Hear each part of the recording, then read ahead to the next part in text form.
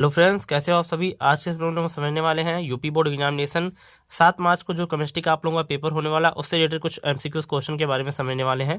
जो 6 number question आप लोगों को आने वाले हैं वो बहुत इंपॉर्टेंट क्वेश्चन रहेंगे और चुनिंदा यही क्वेश्चन आपको देखने को मिलेंगे एग्जाम में भी। आप लोग का जो अच्छे से देखते हो, पूरा चीज़ें कंफर्म करते हो कि कैसे क्वेश्चन करने हैं सॉल्व, तो आप लोगों को बहुत अच्छा फायदा मिलेगा इससे वीडियो से और पूरी चीज़ें आप लोगों को क्लियर होंगी। ठीक है, तो वीडियो को स्टार्ट करते हैं हम लोग। ठीक है, पहला क्वेश्चन अगर हम बात करें, which are the following properties of the solution does not depend on the number of molecules. मतलब किसी विलयन का निम्नलिखित में से कौन सा गुण जो है, यानी गुणधर्म जो आपने पढ़ा है, संख्याओं पर निर्भर नहीं करता। कौन सी चीजें गुणधर्म पर निर्भर नहीं करती, कौन सा गुणधर्म की चीजें नहीं, अर्थसंग गुणधर्म जो आप लोगों ने पढ़ा होगा, ठीक है, उसके में कौन सा चीज इसमें नहीं है। तो आपने देखा होगा वासुदेव का अपेक्षिक अवनमन पढ़ा होगा, हिमांक का अवनमन पढ़ा होगा, प्रासाद दाव पढ़ा होगा, लेकिन आपने सरफेस टेंशन नहीं पढ़ा होगा। ये चीजें आपकी नहीं उसमें पढ़ाई जाती है। तो सरफेस टेंशन हम लोग का यही है, हम लोग का सही होता है। यहाँ नॉट दिया है, नॉट से ही समझ जाना और बाकी चीजें रहेंगी। ठीक है, दोनों मीडियम के लिए ये क्वेश्चन आप लोगों को मिल गया है। ठीक है, नेक्स्ट अगर जो क्वेश्चन सेकंड की बात करें हम लोग, तो सेकंड नंबर क्वेश्चन जो हम लोग का ये है, कह रहा है the half time period of A first order reaction in A 400 second its velocity constant will be. मतलब इसकी वेलोसिटी कांस्टेंट क्या होगी। फर्स्ट ऑर्डर रिएक्शन आप लोगों का है और बहुत इजी रिएक्शन है। आप देखेंगे फर्स्ट ऑर्डर रिएक्शन का जो फॉर्मूला होगा हाफ टाइम के लिए होगा T1/2 यानी T half equal to 0.693 by में के हम लोगों का जो होता है वेलोसिटी कांस्टेंट होता है, के इस वेलोसिटी कांस्टेंट को कहा जाता है। ठीक है, अब अगर जो इनको हम सॉल्व करें यहाँ पर, तो इसको हम सॉल्व करेंगे और आगे की तरफ से, तो आपको पता है कि हमें, क्योंकि हमें के ही पूछ रहा है, हाफ टाइम हमको लोग दिया हुआ है, हाफ टाइम हम लोगों को फर्स्ट ऑर्डर के लिए, तो हमें क्या करना है, इससे हाफ टाइम लिख देना है यहाँ पर। ठीक है, के हम यहाँ कर लेंगे, बाकी 0.693 बाई में हाफ टाइम यहाँ आ जाएगा। ठीक है, हाफ टाइम यहाँ आ जाएगा। अब हमारा 0.693 बाई में हाफ टाइम यानी 400।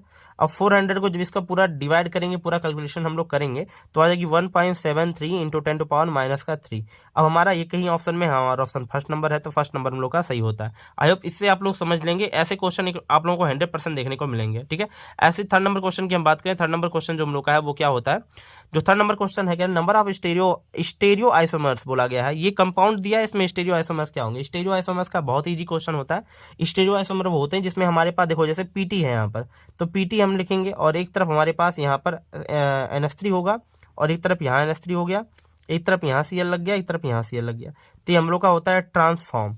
और जैसे पीटी हो गया, एक पीटी ने यहाँ पर देखो Cl लगाया, एक Cl यहाँ लग गया, यहाँ पर NH3 लगा और यहाँ पर एक NH3, इसे बोलते हैं आपका सिस। तो सिस और ट्रांस दो फॉर्म में आप लोग स्टेरियो आइसोमर होते हैं, यानी दो आप लोगों का यहाँ पर बनेगा। नंबर ऑफ स्टेरियो आइसोमर्स कितने होंगे, 2 हो जाएंगे। आई होप ये समझ में आ गया आप लोगों को। क्वेश्चन की बात हम करें, 4 नंबर क्वेश्चन जो हम लोग का है, on oxidation of CsCl3 gives. मतलब CsCl3 का ऑक्सीडेशन करने पर हमें क्या मिलेगा, ये हमें देखना है। तो फास्जिन मिलेगा, फॉर्मिक एसिड मिलेगा, कार्बन टेट्राक्लोराइड मिलेगा या क्लोरोपिक्रेन मिलेगा। ये सभी बहुत ही इंपॉर्टेंट क्वेश्चन है, क्योंकि इससे पहले एग्जाम्स में ये सब नहीं आते थे और अब क्योंकि सिलेबस चेंज हुआ है आप लोगों को पता है, तो पूरा का पूरा डिटेल में पढ़ना है, पूरी चीजें आएंगी 100%। तो आप देखो ऑक्सीडेशन में करा रहा हूँ, CHCl3 हमारे पास है। जब इसका हम ऑक्सीडेशन करेंगे तो देखो यहाँ पर क्या होता है, लाइट के प्रेजेंस में होता है और एयर इसके अंदर रहेगा। एयर और लाइट के प्रेजेंस में जब हम CSCl3 को क्लोरोफॉर्म बोलते हैं, क्लोरोफॉर्म का जब कराते हैं एयर टाइट बोतल में इसको रखा जाता है, लेकिन एयर के प्रेजेंस में सनलाइट जब आ जाएगा, इसमें ऑक्सीडेशन इसका हो जाता है, तो इस कंडीशन में क्या होगा, ये अपने आप को चेंज करेगा, CCl3OH बना लेगा। अब इसमें थोड़ा सा हीट करने को, कि भाई सनलाइट रहेगी, चीजें रहेंगी, एयर के प्रेजेंस में ये कंडीशंस अपने आप में करेगा, फिर लाइट रहेगी तो हीट मिलेगा ही। हीट मिलने पर हमारा बनेगा HCl बन जाएगा, बाकी हमारा बनेगा क्या, Cl2C डबल बॉन्ड O। और ये Cl2C डबल बॉन्ड O जो आप लोगों को दिख रहा है, इसी को बोलते हैं फास्जीन। फास्जीन गैस होती है, तो ये फास्जीन गैस आप लोगों को यहाँ से मिलेगी, यानी कि ऑक्सीडेशन करेंगे CaCl3 का तो फास्जीन बनता है। ये इंपॉर्टेंट क्वेश्चन है, याद रखिएगा इसे। 5 नंबर क्वेश्चन की हम बात करें, 5 नंबर क्वेश्चन कह रहा है कि phenol is heated with a nitric acid to gives. Phenol को जब हीट करेंगे नाइट्रिक एसिड के साथ तो क्या बनेगा। देखो हम लोग का फिनाल ये होता है, बेंजीन के ऊपर OH लगा हुआ फिनाल होता है। अब इनको हमें हीट करना है नाइट्रिक एसिड, तो हमारा देखो दो कंडीशन है। नाइट्रिक एसिड हमारे पास कंसंट्रेटेड HNO3 के साथ हीट करेंगे। दो कंडीशन है, यहाँ पर क्वेश्चन के हिसाब से हम आंसर देंगे। देखिए क्लोरोटोन लिखा गया है, पिक्रिक एसिड लिखा गया है, मेथॉक्सी बेंजीन लिखा गया, बेंजीन लिखा गया। अब यहाँ कंडीशंस क्या है कि हमारा जब इसके रिएक्शंस होते हैं तो एक डाइल्यूट कंडीशन होता है जिसमें आर्थो पैरा पोजीशन अलग अलग बनते हैं, लेकिन जब हमने कंसंट्रेटेड पोजीशन ले लिया HNO3 का, तो ये क्या होगा, बेंजीन बनेगा, इसके ऊपर लगेगा OH, यहाँ पर NO2 ग्रुप रहेगा और एक यहाँ NO2 ग्रुप और एक यहाँ NO2 ग्रुप लगेगा। मतलब क्या देख रहे हो, चारों तरफ NO2 ग्रुप ऑर्थो पैरा पे लगातार लग जाएंगे और ऐसे ग्रुप को बोलेंगे पिक्रिक एसिड। पिक्रिक एसिड कहा जाता है इसे। तो यानी कि फिनॉल को जो हीट करेंगे नाइट्रिक एसिड के साथ तो हमारा पिक्रिक एसिड बनता है। ऑप्शन नंबर बी हम लोग का करेक्ट होता है। देखो ये सब क्वेश्चन बहुत ही इंपॉर्टेंट है, ये सब आए हुए क्वेश्चंस भी हैं और ये बार बार रिपीट होते हैं, ऐसे ही क्वेश्चन एग्जाम में भी आते हैं। 6 नंबर क्वेश्चन की बात करें, which of the following compound does not react in Fehling solution. हमारा ऐसा कंपाउंड कौन सा है जो फेलिंग सॉल्यूशन से रिएक्शन नहीं करता, कंपाउंड से रिएक्ट नहीं करेगा, मतलब रिड्यूस नहीं होगा उससे।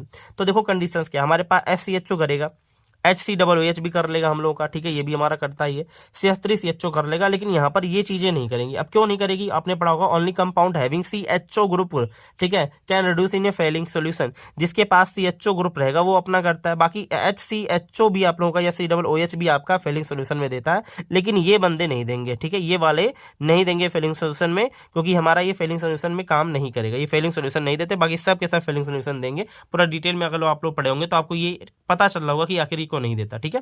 अब हम बात करें 7 नंबर क्वेश्चन की। जो 7 नंबर क्वेश्चन हम लोग का है वो कह रहा है द रिड्यूसिंग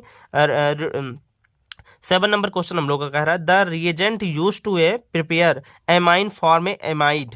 देखो एमाइन को फॉर्म कर, amide to form a amide, amide से एमाइन फॉर्म करने के लिए कह रहा है। बहुत इजी रिएक्शन है, ये भी समझो। कह रहा है इसमें हम कैटलिस्ट कौन सा यूज करेंगे, रिएजेंट कौन सा यूज होगा, ये होगा, ये होगा, ये होगा, एनीवेज। देखो भाई सबका एक अलग अलग वर्क है, मैं थोड़ा थोड़ा डिस्कस कर दूंगा। K2Cr2 K2Cr2O7 H2SO4 के साथ रिएक्शन करेंगे, ये ऑक्सीडेशन का काम आता है। NaOH प्लस CaO, ये आपको पता है कि COOH ग्रुप में से COO को हटाने के लिए काम में लेते हैं, सोडा लाइम कहा जाता है इसे।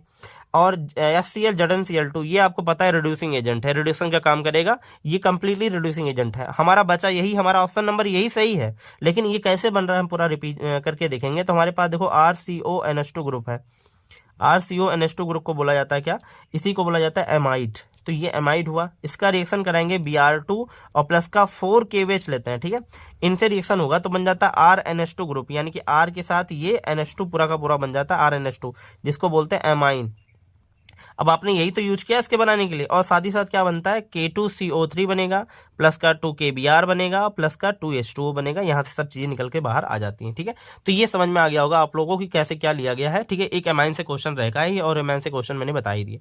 8 नंबर क्वेश्चन की हम बात करें तो 8 नंबर क्वेश्चन जो हम लोग का है कि ग्लूकोज और aldehyde reduce with a Tollens reagent form. मतलब क्या है, ग्लूकोज में एल्डिहाइड होता है और एल्डिहाइड जब रिड्यूस करे जाएगा तो उसमें हमारा जो टॉलिंग रिएजेंट का फॉर्म है वो क्या बच रहा है टॉलिंग रिएजेंट के फॉर्मेशन में।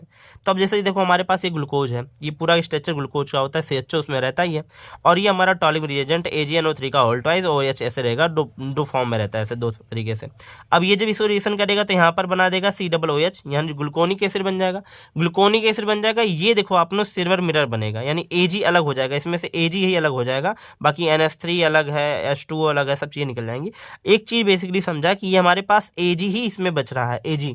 तो क्वेश्चन में पूछा आपसे गया क्या है कि इसमें से क्या चीजें हैं जो आपके काम में आ रही हैं, जो बच रहा है, तो हमारा Ag बच रहा है, ये हमारा ऑप्शन एकदम सेलेक्ट होता है, ठीक है। अब देखो शॉर्ट फट फॉर्म अगर जो पूछा जाता है आप लोगों से कि टॉलिंग रीजेंट क्या है, तो टॉलिंग रीजेंट हमारा Ag2O होता है, ये बात भी याद रखना। शॉर्टकट ये भी है कि हमारा टॉलिंग रीजेंट Ag2O, लेकिन यहाँ पर कह रहा है रिड्यूसन में हमारा क्या चीजें हो रही है, तो हमारा यही बच रहा है, तो हम लोग का ऑप्शन ये सही होता है, ठीक है। 9 नंबर क्वेश्चन की बात करें तो 9 नंबर क्वेश्चन कह रहा है how many primary alcohols groups does glucose है। मतलब कह रहा है कि जो ग्लूकोज है उसमें प्राइमरी एल्कोहल कितने हैं। बहुत इजी है, देखो ये हम लोग का CHO होता है, बाकी कार्बन लगाते जाओ। ग्लूकोज आपको पता है 6 कार्बन उसके अंदर होते हैं, तो 1 2 3 4 5 और देखो 6 है। यहाँ पर लगेगा OH, बाकी एक H यहाँ, एक H यहाँ लग जाएगा, और यहाँ OH देखो 3rd नंबर कार्बन पे OH इधर आता है, 1 2 3 यानी कि यहाँ पर H, और आपको D प्लस ग्लूकोज का फॉर्म आपको देखने को मिल रहा है। देखो मैं पूरा स्ट्रक्चर डी बना दे रहा हूँ जिससे दिक्कत ना हो आप लोगों को, बन गया। अब देखो ग्रुप से जस्ट नियरेस्ट कार्बन जो होता है वो हमारा एक ही कार्बन से अटैच हो तो उसे प्राइमरी डिग्री कार्बन कहते हैं, ठीक है, ये आपने पढ़ाई होगा। तो अगर जो आपने ग्रुप देखो तो ये आपका OH है, जस्ट बगल में कार्बन एक है और उसे एक ही कार्बन से अटैच है, तो हमारा यही प्राइमरी डिग्री अल्कोहल होगा। और हमारे पास एक ही ऑप्शन में, क्योंकि ये सेकेंडरी, ये सेकेंडरी, ये सेकेंडरी, ये सेकेंडरी डिग्री, यानी 1 2 3 4, और उसके बाद हमारे 4 जो होंगे वो सेकेंडरी डिग्री अल्कोहल होंगे, बाकी सब के सब प्राइमरी डिग्री अल्कोहल ही हमारे पास बन रहे हैं, बाकी एक ही प्राइमरी डिग्री अल्कोहल बचा। हमारा पहला नंबर ऑप्शन सही होता है, ये आप लोग ध्यान से समझेंगे। यहाँ पर सिर्फ बच रहा और कहीं नहीं बच रहा। इसको शॉर्टकट फॉर्म में ऐसे भी लिख सकते हैं, CHO लिखना आपको, CHOH का होल 4 लिख देना, यहाँ पर CH2OH लिख देना, बस। अब यही बंदा बच रहा है, बाकी सब जो आप लोगों के हैं वो सेकेंडरी डिग्री में चले जाते हैं, प्राइमरी डिग्री अल्कोहल यही बन रहा है। अब क्वेश्चन नंबर हम लोग का 10 जो है लास्ट क्वेश्चन इस सीरीज का है।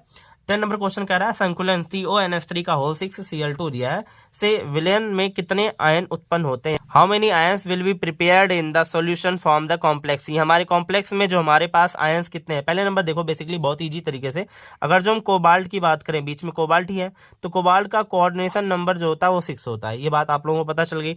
अब अगर जो इनको हम ध्यान से देखें तो हमारे पास बनेगा CONH3 का होल 6 है, उसके बाद Cl2 है बीच में। अगर जो इनको हाइड्रोलिसिस करा दें एज कम्पेयर टू वाटर के फॉर्म में, तो ये आयनाइज होंगे। CONH3 का होल 6 हो जाएगा और यहाँ पर इसके ऊपर प्लस का चार्ज और ये 2Cl माइनस अलग हो जाएगा। तो यहाँ पर क्या देख रहे हो, ये आपका प्लस इसमें आ रहा है और यहाँ पर एक आपका माइनस यहाँ आ गया। तो यानी कि 2 और प्लस 1 यानी कितने चार्ज बच रहे हैं, 3 के। तो यहाँ 3 ऑप्शन में हमारे पास है, 3 ऑप्शन हम लोग का सही होता है। अब ये लास्ट क्वेश्चन था। आई होप आप लोगों को समझ में आ गया किस तरह से कैसे क्वेश्चन आने हैं।